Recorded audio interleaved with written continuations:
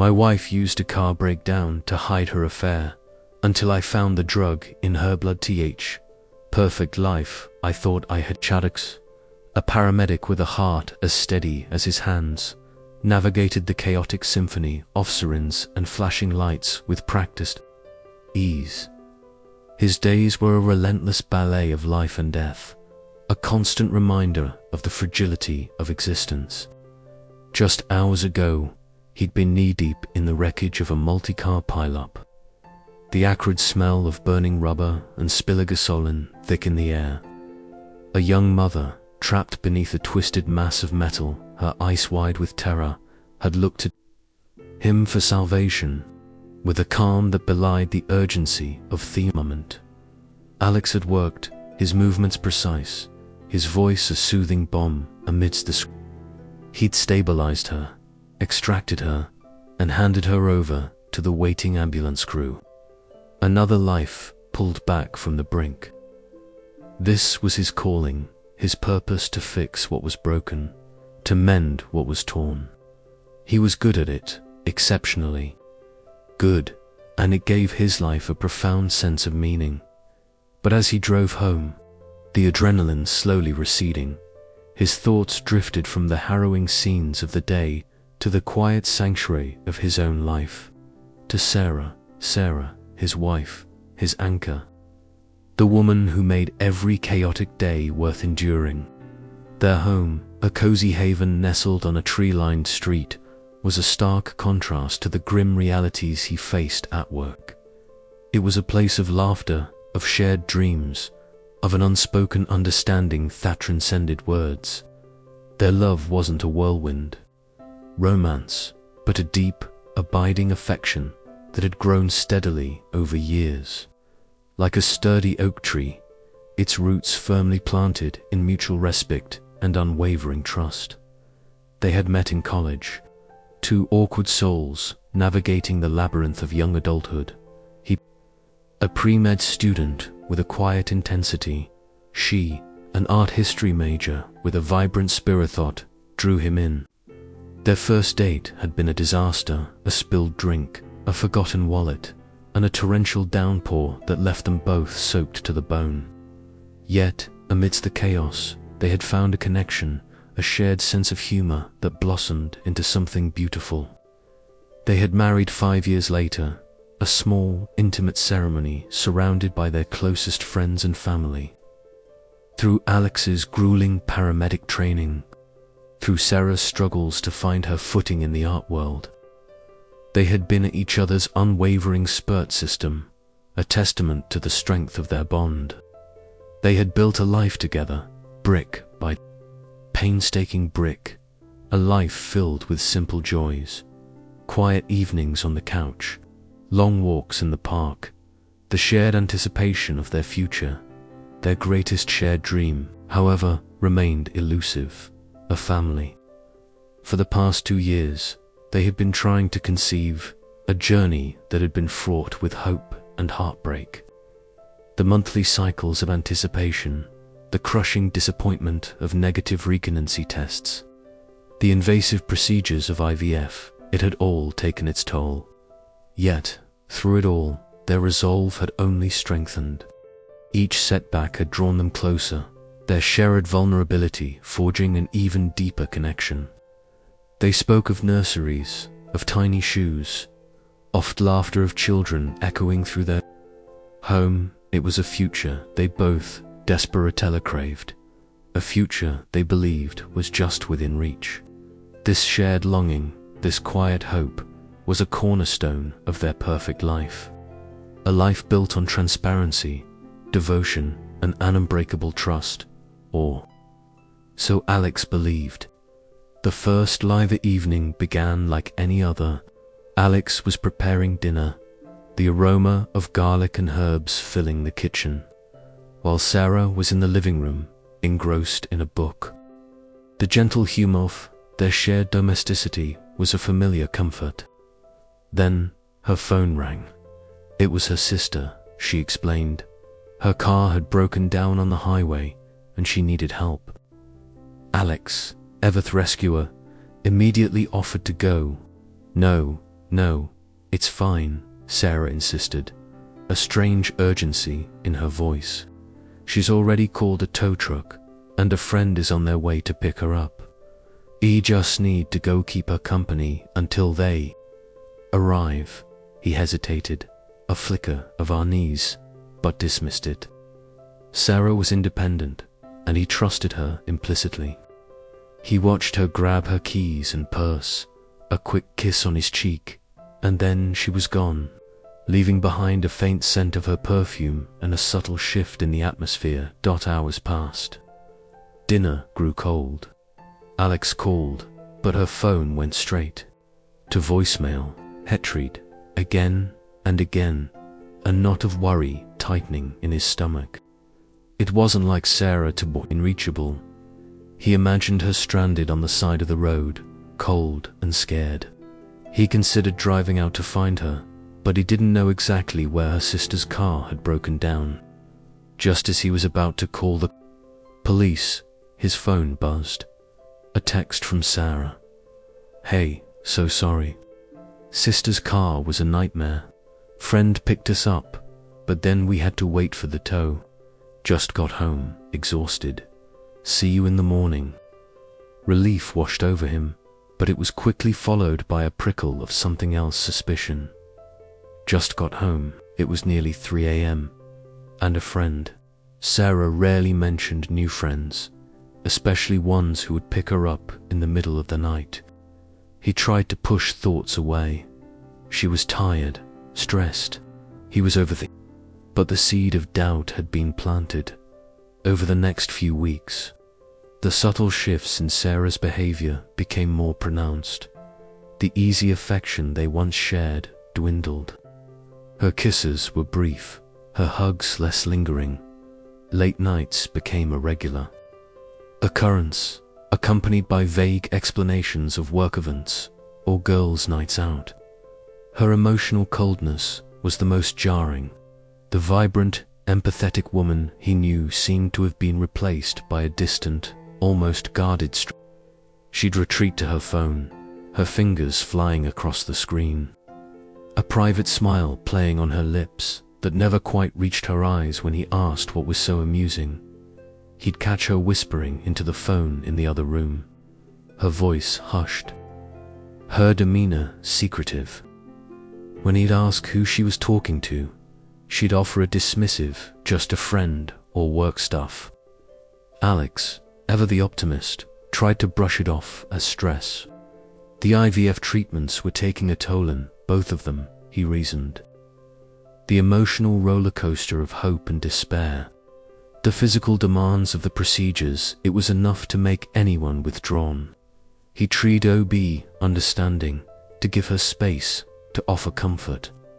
He'd bring her flowers, cook her favorite meals, suggest weekend getaways. But his gestures were met with a polite, almost detached gratitude. The warmth, the spark, the deep connection that had defined their marriage seemed to be fading, replaced by an unsettling void. His gut, the same gut that had guided him through countless life-or-death situations as a paramedic, began to churn with an insistent unease. It whispered warnings, painted unsettling scenarios, but his love, a love so profound it bordered on blind devotion, refused to listen. He wanted to believe her, needed to believe her. The alternative was too painful to contemplate.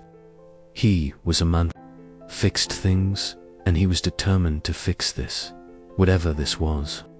He just didn't know it, that the problem wasn't a broken car, but a broken trust, and that the repairs would be far more devastating than he could ever imagine. The signs I didn't want to see. The phone, once a mere communication device, had become a silent, insidious wedge between them. Sarah's phone was now an extension of her, clutched possessively, its screen often angled away from Alex's view. The incessant ping of notifications, the quick, almost furtive glances she'd cast at it, the way she'd excuse herself to take calls in another room, these were not the actions of the open, transparent woman he had married.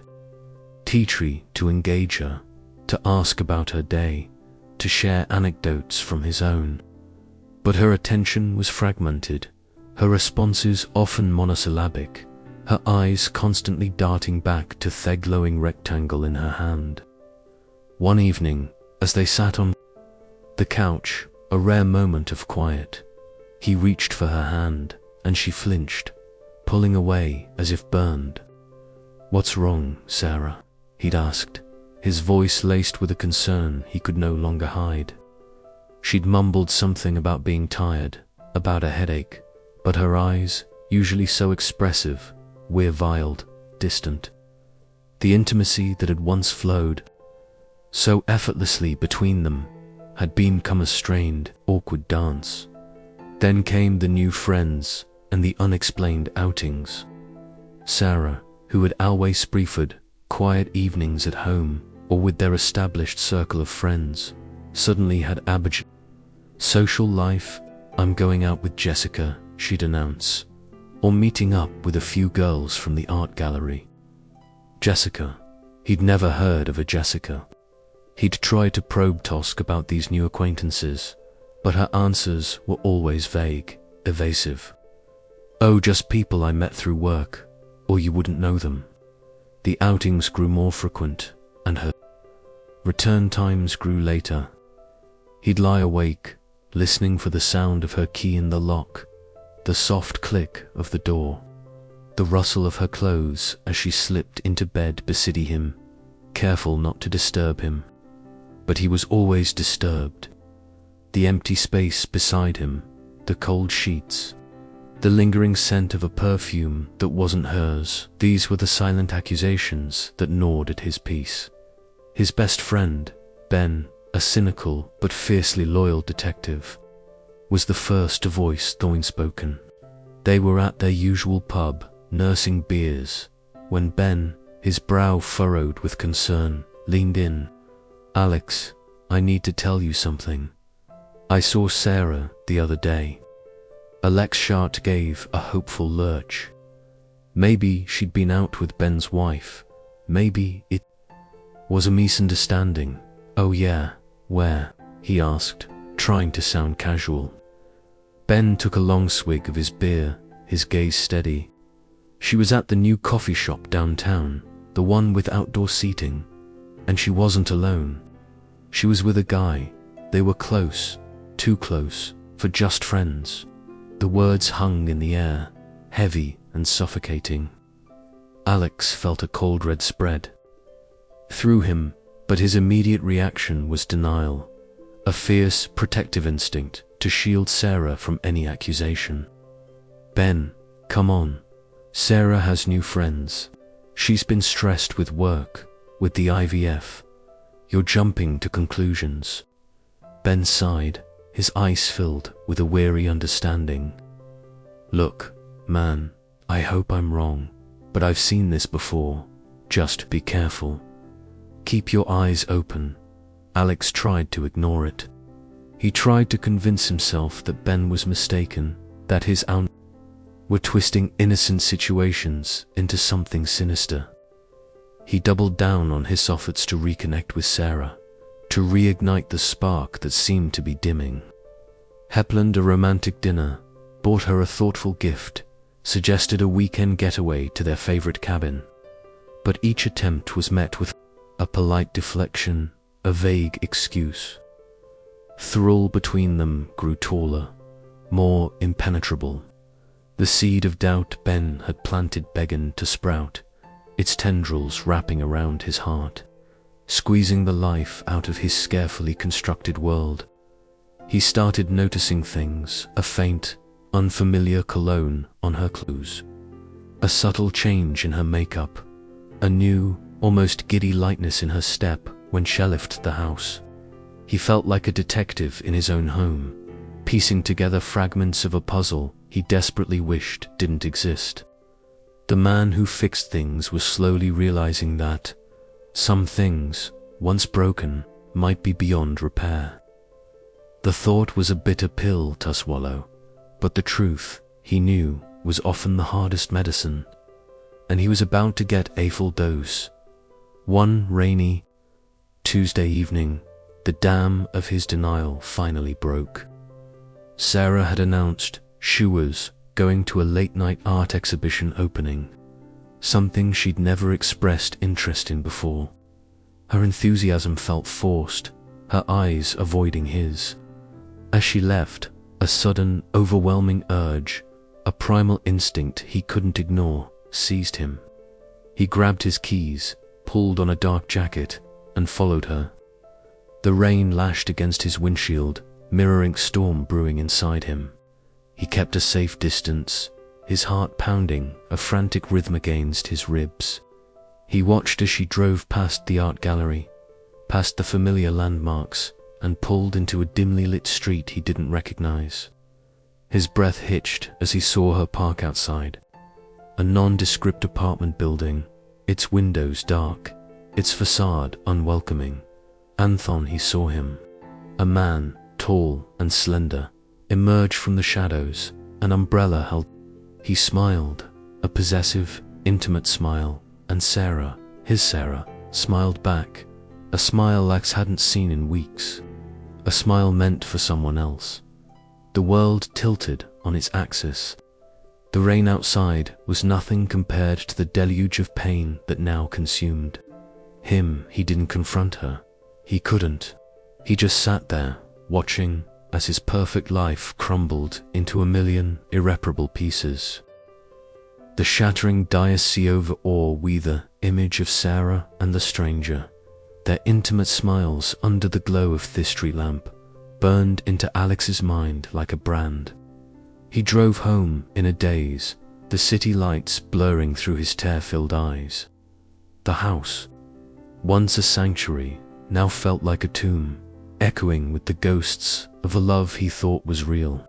He spent the night on the couch, staring at the ceiling, replaying every moment, every subtle sign he had missed, every lie he had willingly believed. The man who fixed things was utterly, irrevocably broken. He felt a primal scream building in his chest, but it remained trapped, a silent testament to the depth of his agony. He didn't confront her, not yet. He needed to understand, to process, to find a way to breathe again. The next morning, Sarah acted as if nothing had happened, her usual distant self, oblivious to the chasm that had opened between them. Alex, a master of masking his emotions in the face of crisis, put on a brave face, a facade of normalcy that felt like a cruel joke. He went to work, his hands shaking slightly as he prepped his ambulance, his mind a whirlwind of pain and confusion. He was a paramedic, trained to deal with emergencies, but this was an emergency he couldn't fix with bandages and IVs. This was a wound that cut to the very core of his being. He couldn't shake the image of the apartment building. It haunted him, a dark, ominous presence in his thoughts. He knew he had to go back, to confirm what his heart already knew, to face the truth, however ugly it might be. That evening, after Sarah left for another of her outings, Alex followed. This time, he was prepared, his resolve hardened by thick old, bitter taste of betrayal. He watched as she pulled up to the same building, the same man, Mark, waiting for her. They exchanged a quick, intimate kiss before dispunging inside. Alex parked his car a block away, his eyes fixed on the entrance. He waited, the minutes stretching into an eternity, each tick of the clock a hammer blow to his soul. He imagined them inside, their laughter, their touch, the intimacy that was once exclusively his. The thought was a searing pain, a fire that consumed him from the inside out. He couldn't wait any longer. He had to know, he had to see. He had to confront the monster that had stolen his life. He got out of his car, his legs feeling heavy, as if weighted down by the enormity of his despair. He walked towards the building, his eyes scanning for any sign of entry. The main door was locked, but he noticed a delivery entrance around the side, ajar. His paramedic training, his ability to assess situations and find solutions, kicked in. He slipped inside, his footsteps muffled by the carpeted hallway. He listened, his ears straining for any sound. He heard muffled voices, laughter, coming from an apartment on the 3rd floor. He crept upstairs, his heart hammering against his ribs, a drumbeat of impending doom. He reached the door, the sound of their voices growing clearer, more intimate. He heard Sarah's laugh, a sound that once brought him so much joy, now twisted into a grotesque mockery. He heard Mark's voice, low and seductive. He pressed his ear against the door, his blood turning to ice as he heard the unmistakable sounds of their intimacy, the soft moans, the whispered endearments, the rhythmic creaking of the bed. The world around him collapsed. This was it, the final, devastating confirmation of his worst fears. But then, fate intervened in the cruelest way possible. As Alex stood there, paralyzed by the magnitude of his pain, he heard the screech of tires, the sickening crunch of metal on metal, the shatter of glass. A car accident right outside the building. His paramedic's instincts kicked in, overriding his personal anguish. He rushed outside, his training ticking over, his hands moving with practiced efficiency as he assessed the scene. 2 cars, badly, one driver unconscious, the other screaming in pain. He called for backup, his voice steady despite the chaos in his heart. As he worked, stabilizing the injured, directing traffic, coordinating with the arriving emergency crews, he caught a glimpse of Sarah and Mark emerging from the building, their faces pale with shock. They had heard the crash, had come to see what happened. Sarah's eyes met his across the wreckage, and in that moment, the full weight of her betrayal. Her lies, her deception, crashed down on him like a tidal wave. She knew he had seen them. The game was over. In the chaos that followed, as the injured were loaded into ambulances, as statements were taken, as the wreckage was cleared, Alex found himself in his own ambulance, not as a paramedic, but as a patient. The emotional shock, the stress, the sheer magnitude of his shipwreck had triggered a panic attack so severe that his colleagues had insisted on taking him to the hospital. As the ambulance raced through the night, sirens wailing, Alex closed his eyes and tried to process the wreckage of his life. His marriage was over. His trust was shattered. His perfect life was a lie. But the worst was yet to come. Because in a few hours, he would discover that Sarah's betrayal was even more sinister than he had imagined. The accident that had brought him face to face with the truth was about to reveal another, darker secret. A secret that would change everything. The drug in her Bielodolix woke up in a hospital bed, the sterile scent of antiseptic filling his nostrils. The dull chained his head, a stark reminder of the accident. He had a concussion, a few broken ribs, and a heart that felt like it had been ripped from his chest. The irony was not lost on him. He, the paramedic, now the patient, his colleagues, their faces etched with concern, hover-daring him, offering reassurances and updates. It was then he heard it, a hushed whisper from a nurse. The woman from the other accident, the one from the truck collision, shystable but still unconscious. A cold dread washed over him.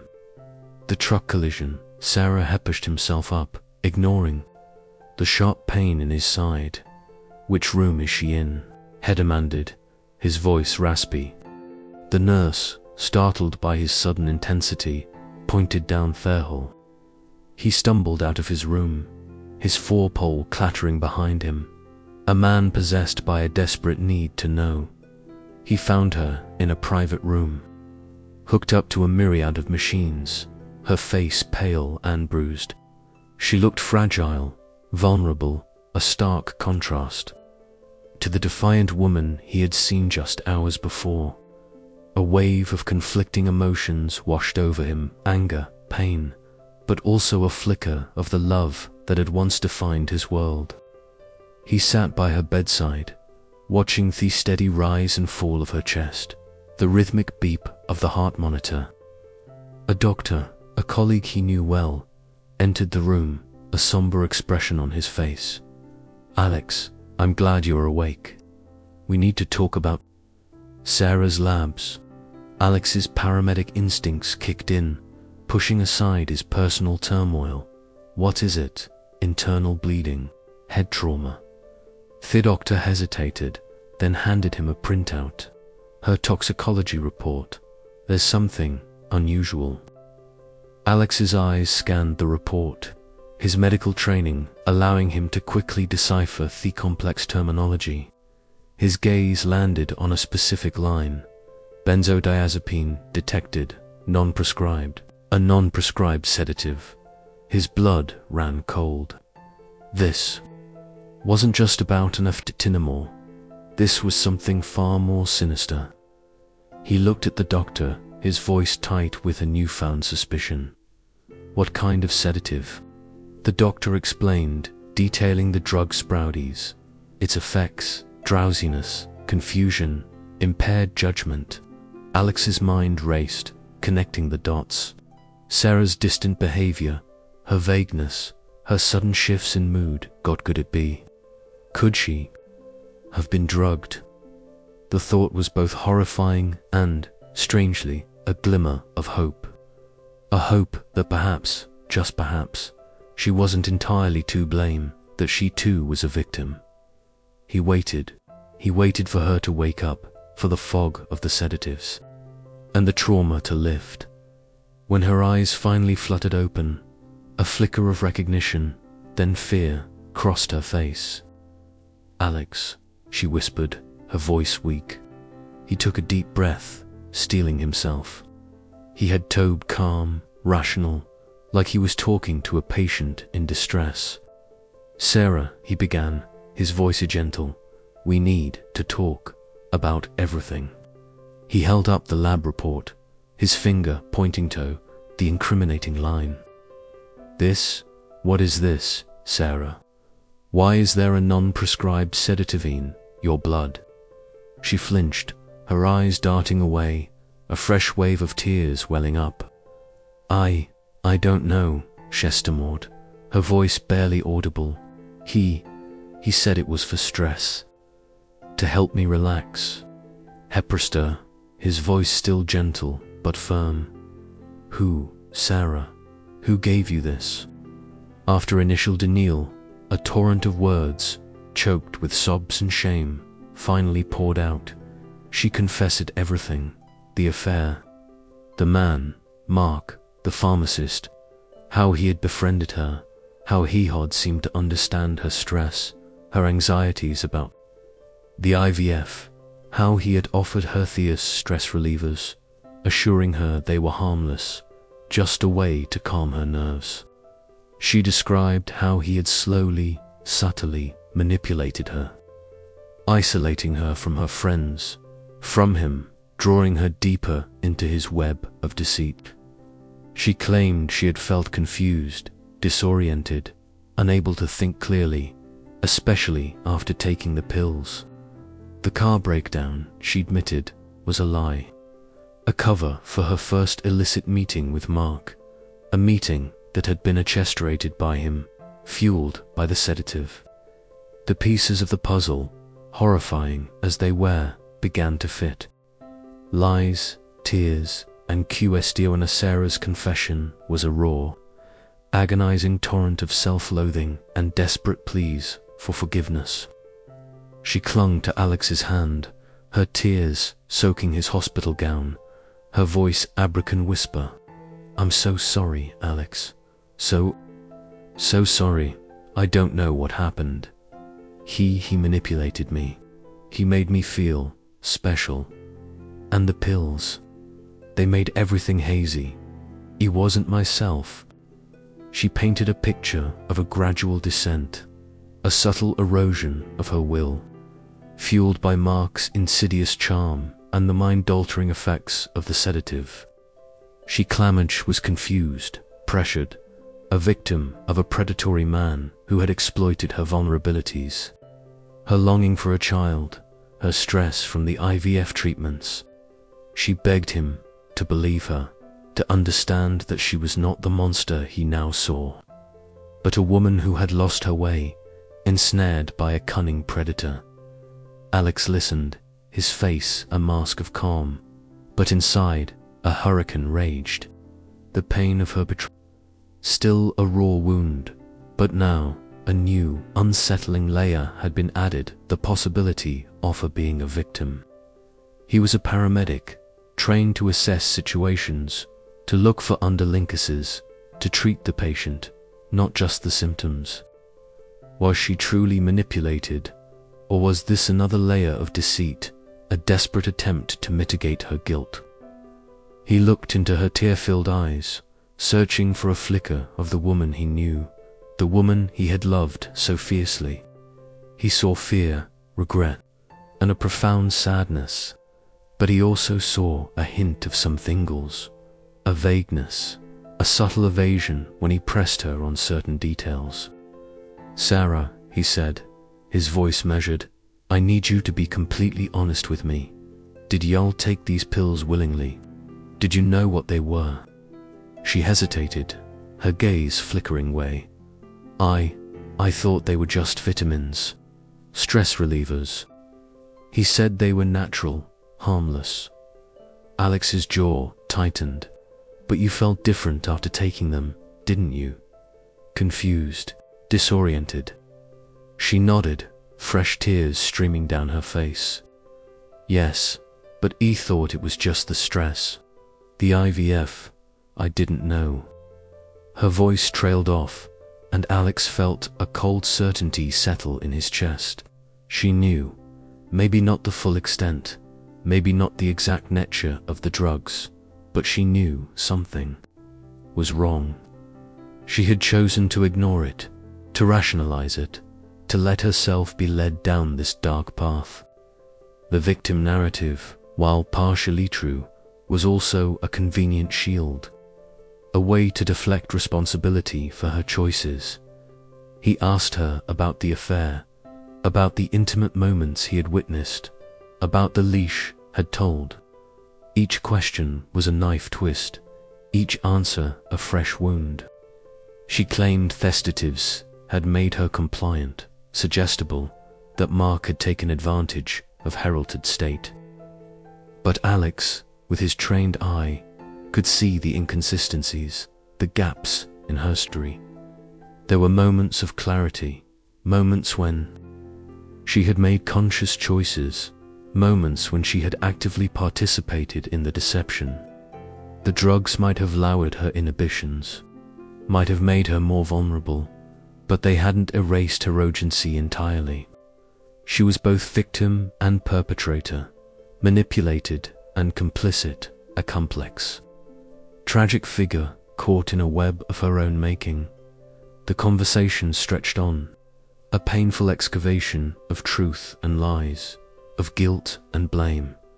Alex found himself torn between compassion and anger, between the desire to forgive and the need for justice. He loved her, or at least, he loved the woman he thought she was. But that woman, he was beginning to realize, might have been an illusion, a carefully constructed facade that had crumbled under the weight of her secrets. As the hours passed, as the full scope of her betrayal became clear, Alex made a decision. He couldn't stay.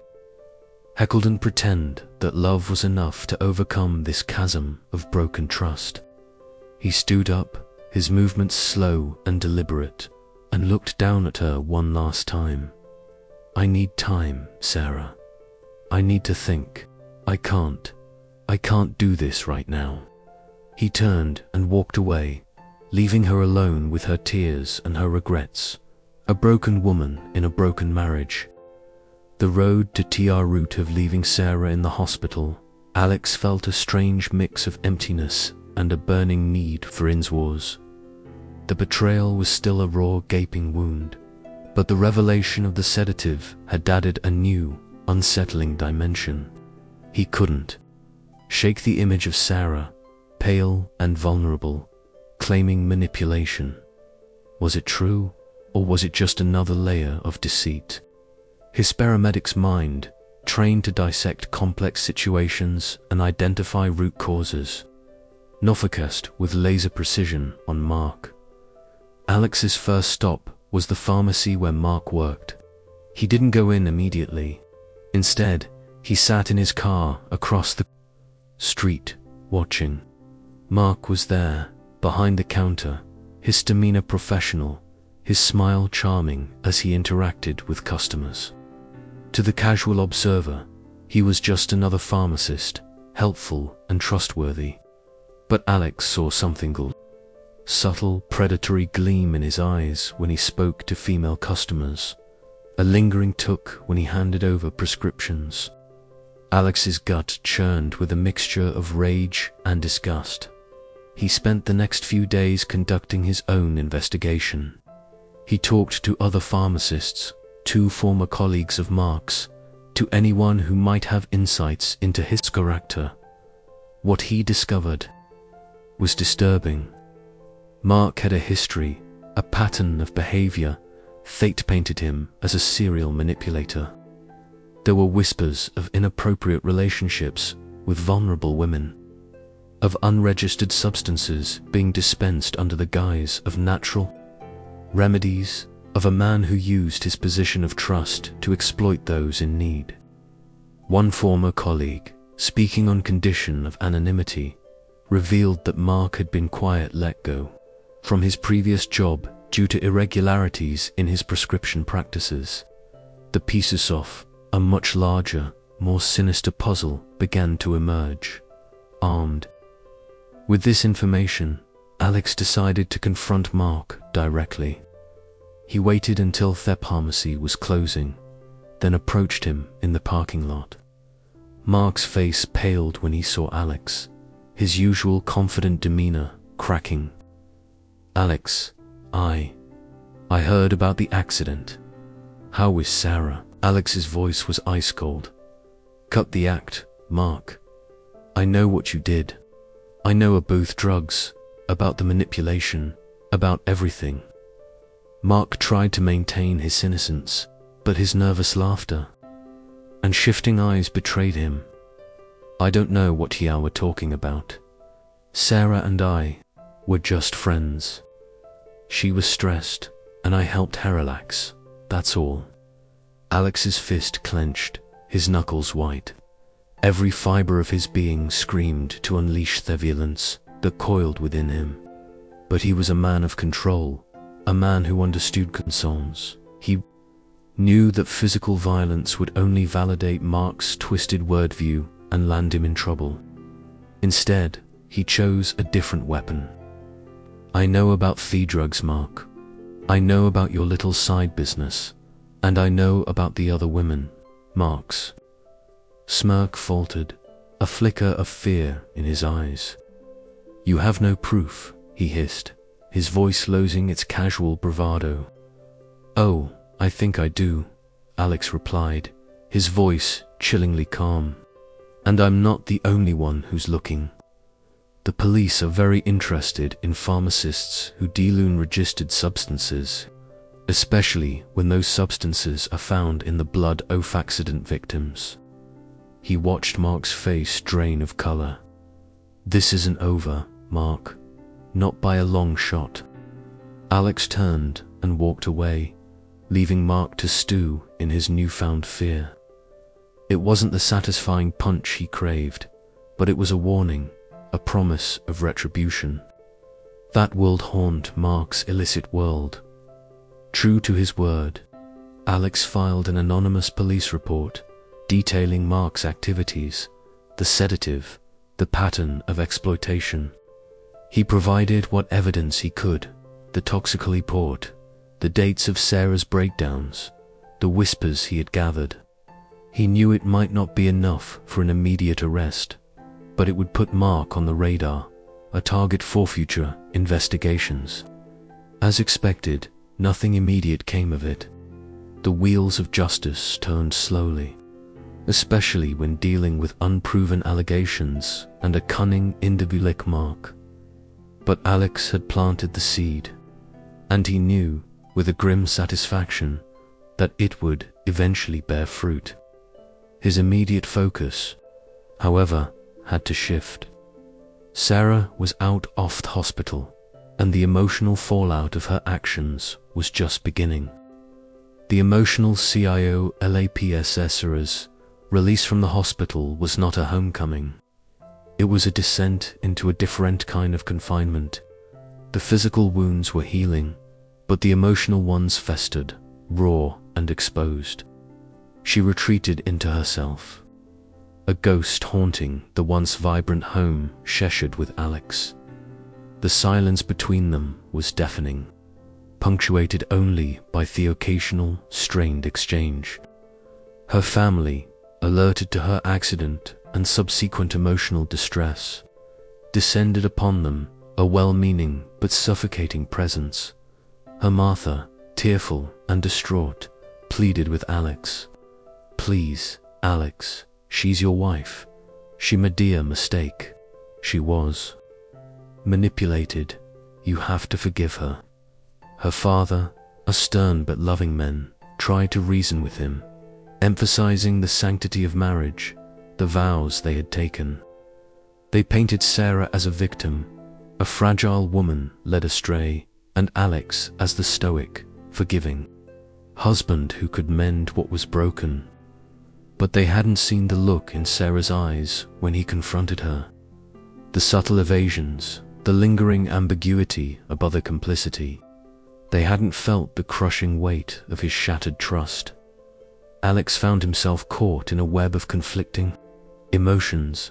Part of him wanted to believe narrative of manipulation, to see Sarah as a victim deserving of compassion. Butinatha part, the part that had witnessed her lies, her deception, her active participation in the affair, couldn't let go of the anger, the sense of betrayal. He tried to be understanding, to give her space, to support her through what was clearly a difficult time. But every gesture felt forced, every conversation strained. The easy intimacy they had once shared was gone, replaced by a careful, almost clinical politeness. Sarah, for her part, seemed to be drowning in her own guilt and confusion. She would spend hours staring out the window, lost in thought, her eyes red-rimmed from crying. She attended therapy sessions, both individual and couples counseling, but progress was slow. The therapist, a kind but firm woman named Dr. Martinez, tried to help them navigate the complex web of trauma, manipulation, and betrayal. But it was clear that the damage ran deep, that the foundation of their marriage had been irreparably cracked. During one particularly difficult session, Dr. Martinez asked Sarah directly about her agency in the affair. "Sarah, while it's clear that Mark manipulated you, that he used drugs to lower your inhibitions, I need you to acknowledge that there were moments when you made conscious choices, moments when you chose to lie to Alex, to meet with Mark, to engage in the affair. Can you see that?" Sarah broke down, her sobs echoing through the small office. "I know," she whispered. "I know I made choices. I know I hurt him. But I was so confused, so lost. The pills made everything feel distant, like it wasn't really me." Alex watched her, his heart aching with a mixture of love and pain. He wanted to comfort her, to hold her, to tell her that everything would be okay. But he couldn't. The trust was gone, and without trust, love felt hollow, meaningless. The weeks turned into months, and the emotional distance between them only grew. Alex threw himself into his work, taking extra shifts, volunteering for the most challenging calls. It was easier to deal with other people's emergencies than to face the wreckage of his own life. Sarah, meanwhile, continued her therapy, slowly beginning to piece together the fragments of her shattered sense of self. She started to understand the extent of Mark's manipulation, the way he had exploited her vulnerabilities, her desire for a child, her stress from the IVF treatments. But she also began to acknowledge her own role, her own choices, her own responsibility for the pain she had caused. One evening, as Alex returned from a particularly grueling shift, he found Sarah sitting at the kitchen table, a letter in her hands. She looked up at him, her eyes clear for the first time in months. "I've been thinking," she said, her voice steady, "about us, about what I've done, about what we can't undo." Alex sat down across from her, his heart heavy with the weight of unspoken words. "I know you can't forgive me," she continued. "I know I've broken something that can't be fixed, and I think it's time for me to go." The words hung in the air, a final acknowledgement of the irreparable damage that had been done. Alex felt a strange mix of relief and sadness. It was over. The pretense, the hope, the desperate time to salvage something from the wreckage. It was finally, definitively over. The final CHOICI therapy sessions became Alex's lifeline, a safe harbor in the storm of his grief. Helen to articulate the swirling chaos of his emotions, to untangle the threads of anger, sadness, and confusion. He began to understand that forgiveness wasn't about condoning Sarah's actions, but about releasing himself from the corrosive grip of resentment. He realized that his desire to fix everything, a trait so valuable in his profession, had blinded him to the deeper cracks. In his personal life, he was learning to accept that some things, once broken, could not be put back together in the same way, and that sometimes peace meant letting go. Dr. Martinez helped him see that his identity as a fixer had become both his strength and his weakness. "Alex," she said during one session, "you save lives for a living. You're used to being able to make things better, to heal what's broken. But relationships aren't like medical emergencies.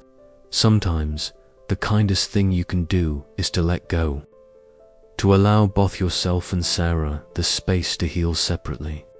Her words resonated with him, cutting through the fog of his confusion and pain. He began to see that his attempts to salvage the marriage weren't about love, but about his inability to accept failure, his need to be the hero who could fix anything. The decision to end the marriage wasn't sudden. It was a gradual realization, a slow acceptance of the inevitable. Alex found himself thinking about the future, about what his life could look like without Sarah, without the constant weight of betrayal and broken trust. He imagined himself in a new apartment, starting fresh, rebuilding his life on a foundation of honesty and self-respect. The thought was both terrifying and liberating. He also found unexpected support from his childhood friend, Emma, a nurse at a hospital, who had reached out after hearing about his situation through mutual friends. Emma was a beacon of light in his dark world, a reminder that there were still good people, still genuine connections to be made. Their conversations were easy, filled with laughter and shared memories, a balm to his wounded soul. She listened without judgment, offered comfort without platitudes, and slowly, gently, helped him to rediscover the joy in simply things. He wasn't looking for romance, not yet, but her presence was a comforting reminder that life, even after profound loss, could still hold moments of genuine connection and happiness. One crisp autumn afternoon, Alex asked Sarah to meet him at the park where they used Toak, where they had once talked about their dreams of a family. The leaves were turning, painting the world in shades of gold and crimson, a beautiful backdrop for what he knew will be their final conversation as husband and wife. They sat on a bench, the same bench where they had once planned their future, and Alex took a deep breath. "I'm going to serve you with divorce papers, Sarah," Alex said, his voice gentle but firm. "It's over. We can't go back." Sarah nodded, tears silently streaming down her face. She had known this was coming, had perhaps even hoped for it, a definitive end to the agonizing limbo they had been in. "I understand, Alex," she whispered. I deserve it." He reached out, not to touch her, but to place a small, folded piece of paper on the bench between them. It was a copy of the divorce petition, a symbolic gesture, a final severing off to ties that had once bound them so tightly. He stood up, the sun warm on his face, a sense of lightness, of release, washing over him. He had chosen peace over revenge, healing over bitterness. It was the hardest choice he had ever made, but he knew, with a profound certainty, that it was the right one in the weeks that followed. Alex moved out of their shared home, finding a small appartement closer to the hospital. The process of dividing their lives, of dismantling the physical manifestations of their shared history, was painful but necessary.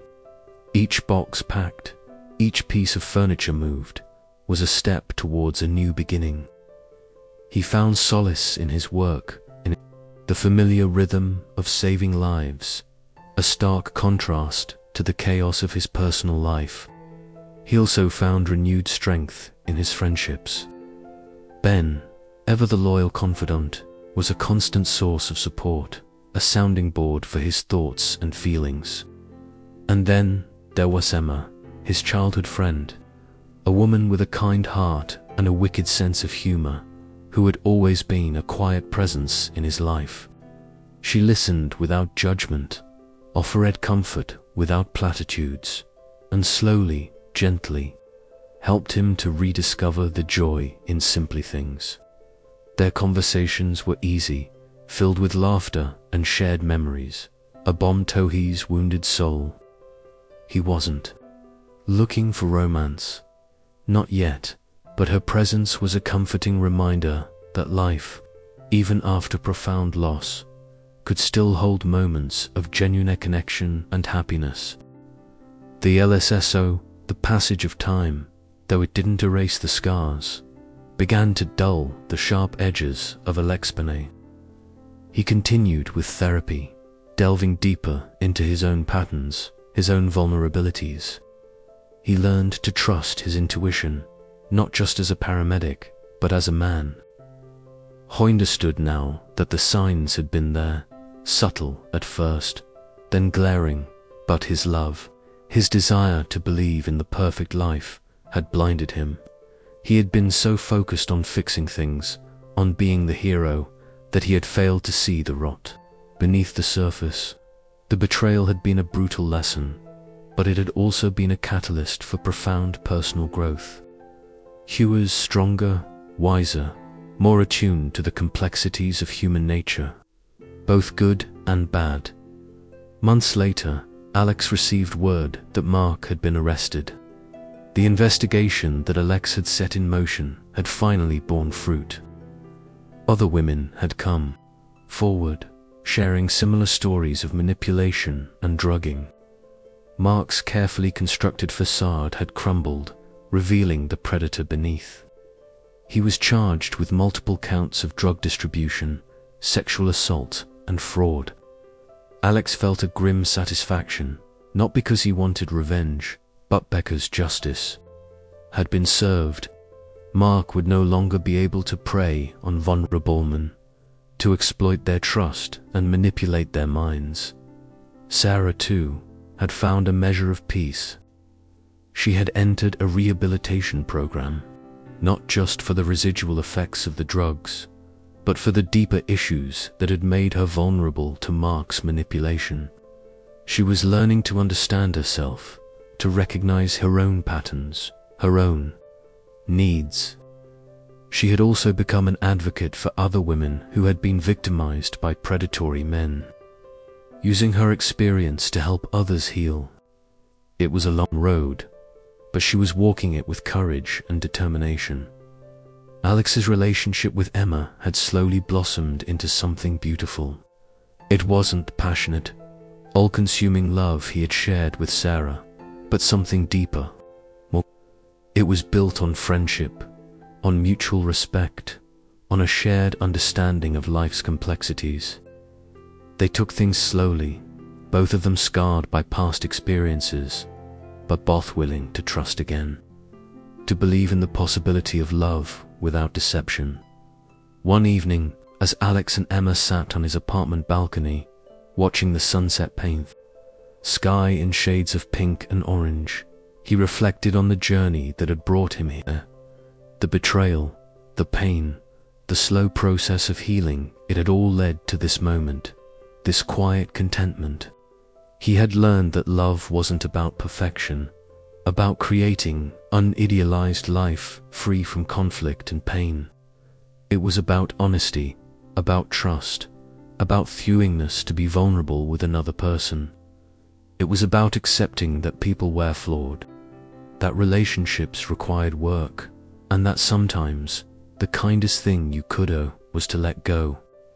"You know," he said to Emma, his voice thoughtful, "I used to think that my job was to fix everything, to save everyone.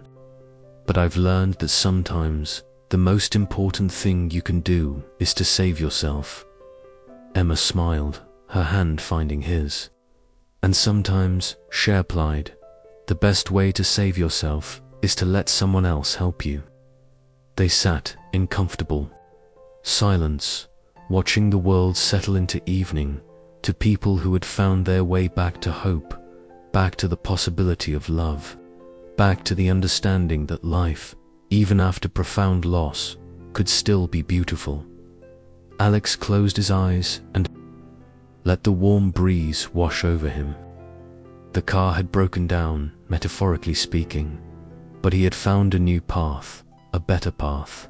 He had learned to trust his instincts, to value honesty above all else, and to understand that sometimes the greatest act of love was to let go. The future stretched out before him, uncertain but full of possibility. He was ready for whatever came next, armed with the hard-won wisdom of a man who had faced his worst fears and emerged stronger on the other side. Sometimes the car doesn't break down. It just takes the wrong turn, never returns. But sometimes, if you're brave enough to get out and walk, you find a better road, one that leads you home to yourself.